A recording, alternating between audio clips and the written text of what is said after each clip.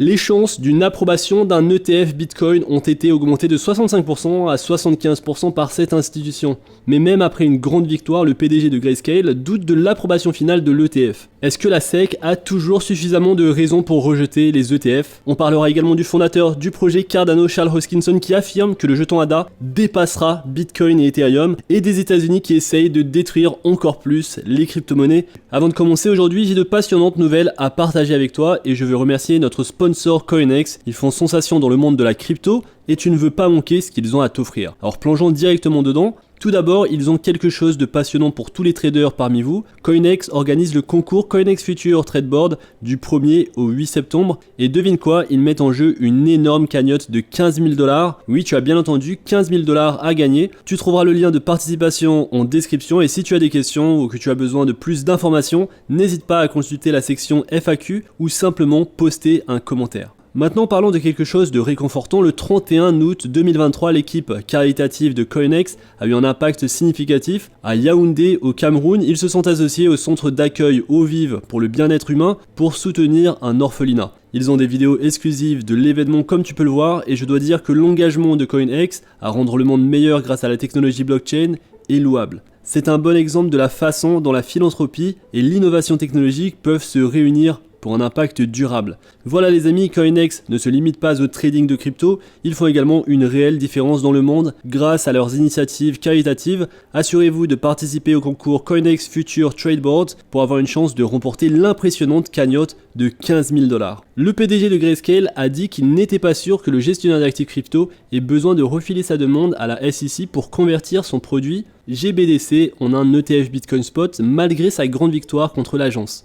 La Cour d'appel des États-Unis a annulé le blocage de la SEC sur la proposition de Grayscale pour un ETF Bitcoin Spot le mardi en déclarant que le refus de l'agence de la proposition de Grayscale était arbitraire et capricieuse. La SEC a 45 jours pour demander une nouvelle audience. Au-delà de ce point, la Cour émettra une directive finale et d'autres directives. Le PDG déclare qu'on ne sait pas ce que l'opinion finale dira jusqu'à ce qu'on atteigne la fin de cette période. Suite à la décision, la SEC peut soit approuver la conversion de GBTC en ETF, la refuser pour une autre raison ou forcer la fermeture des ETF Bitcoin basés sur des contrats à terme existants. Selon le président des ETF, la victoire juridique de Grayscale pourrait également avoir des implications plus larges pour les demandes d'ETF Bitcoin Spot en attente. Tous les ETF Bitcoin Spot ont été retardés. Les analystes de Bloomberg ont déclaré qu'ils estiment désormais une probabilité de 75% qu'un ETF Bitcoin Spot soit lancé en 2023, avec presque une certitude d'ici la fin 2024. D'ailleurs, dis-le-moi dans l'espace commentaire, est-ce que tu penses qu'on verra un ETF Bitcoin Spot aux États-Unis en 2023 ou alors tu penses que ce sera le cas en 2024 ou peut-être que ce ne sera pas du tout le cas, rien n'est sûr finalement. Il a ajouté que compte tenu des récents problèmes juridiques et des relations publiques, un refus de la SEC serait politiquement intenable. Alors il y a une dernière possibilité, la SEC pourrait simplement tuer complètement l'ETF Bitcoin Future et admettre qu'ils ont fait une erreur. C'est théoriquement possible, mais très peu probable, étant donné que la SEC a récemment approuvé des contrats à terme Bitcoin à effet de levier qui existent déjà. Il y a donc une véritable lutte en cours à la SEC. Il y a les gens qui disent que le Bitcoin est du baratin et que nous n'avons aucun contrôle dessus, aucun contrôle sur les plateformes d'échange et donc nous devons l'arrêter et le combattre aussi longtemps que possible. Et puis il y a les réalistes qui disent que nous avons beaucoup de travail à faire dans les mois à venir et que nous devons trouver un moyen de permettre tout cela et de le mettre en place lentement. Et donc il y a une lutte en cours, mon pari serait qu'à un moment donné, à l'automne peut-être, ils les approuvent. Alors de plus, la société de gestion d'actifs BlackRock aurait déjà investi dans 4 des 5 plus grands mineurs de Bitcoin en termes de capitalisation boursière. L'entité de la finance traditionnelle qui a surpris l'industrie en soutenant une demande pour un ETF Bitcoin Spot est notée comme le deuxième plus grand investisseur des 4 mineurs de Bitcoin. Les données ont montré que les 5 plus grands mineurs de Bitcoin maintiennent une capitalisation boursière de 5,4 milliards de dollars. Cependant, ces entreprises ont également enregistré une perte significative au cours des 30 derniers jours. Par conséquent, BlackRock semble acheter les baisses de certaines des grandes entreprises que l'industrie a à offrir. Tu le sais, BlackRock c'est le plus grand gestionnaire d'actifs au monde avec plus de 8000 milliards de dollars d'actifs sous gestion et donc ils en ont de l'argent et ils l'investissent. Tu le vois qu'ils aiment tellement le Bitcoin qu'ils vont chercher maintenant les mineurs, ils investissent directement sur les entreprises qui vont miner du Bitcoin. BlackRock est maintenant le deuxième plus grand actionnaire de ces 4 entités. Et donc BlackRock a augmenté sa position avec les sociétés Riot, Marathon Digital, Cypher Mining et TeraWulf. Le rapport a également noté que cette position accrue sur des entreprises de minage fait de BlackRock un membre important du Bitcoin Mining Council, un groupe de pression noté pour le minage de Bitcoin aux États-Unis. Ainsi, avec BlackRock investissant massivement dans toutes ces opérations de minage, il est assez clair qu'il croit en Bitcoin et qu'un ETF Bitcoin sera approuvé à un moment donné. Parce que tu le sais, si un ETF Bitcoin Spot est disponible, les institutions vont également investir beaucoup d'argent sur les entreprises de minage de Bitcoin. Et donc ça peut représenter également un bon investissement d'investir un peu d'argent dans le marché boursier sur des entreprises de minage, bien que ce soit délicat tout de même. Ça demande de faire des recherches, mais ici, il y a quand même un bon narratif. Passons à l'autre news importante, les taxes aux États-Unis. Plusieurs personnes ont critiqué les nouvelles règles de déclaration fiscale pour la crypto-monnaie récemment proposées par le président Biden.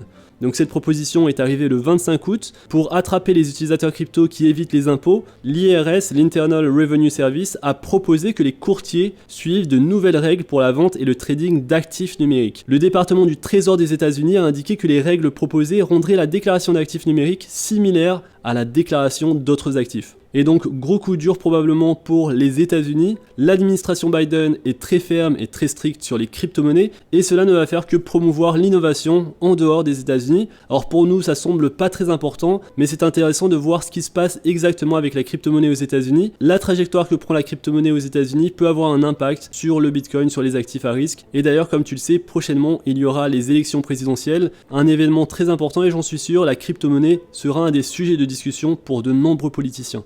Ethereum, la plus grande blockchain programmable au monde et la moins chère à utiliser depuis 8 mois. Les frais totaux payés par les utilisateurs pour l'exécution de transactions sur Ethereum sont tombés à 1719 Ethers, soit 2,8 millions de dollars dimanche, le total quotidien le plus bas depuis le 26 décembre. Ce total est en baisse de 89% par rapport au pic de l'année atteint le 5 mai, à savoir 16 720 Ethers. Ethereum utilise un mécanisme de consensus de preuve d'enjeu qui implique des validateurs au lieu de mineurs pour créer et vérifier des blocs de transactions. Par conséquent, les validateurs qui contribuent à sécuriser le réseau en engageant au moins 32 Ethers reçoivent des frais de transaction, mais pas en totalité. Ils reçoivent les frais prioritaires ou le pourboire que les utilisateurs ajoutent au réseau de base pour inciter les validateurs à donner la priorité à leurs transactions. Alors lorsque c'est fait, le frais de base est détruit, retirant de la circulation une partie d'Ether, et donc ça c'est intéressant fondamentalement pour le projet Ethereum, et donc cette baisse des frais totaux payés reflète d'une faible utilisation du réseau, car les frais sont déterminés par le niveau d'activité du réseau, principalement par le nombre de transactions en attente. Et donc ce plus bas niveau de frais en 8 mois, c'est peut-être pas une mauvaise chose finalement, c'est peut-être dû à la popularité croissante des solutions d'échelle de couche 2 d'Ethereum,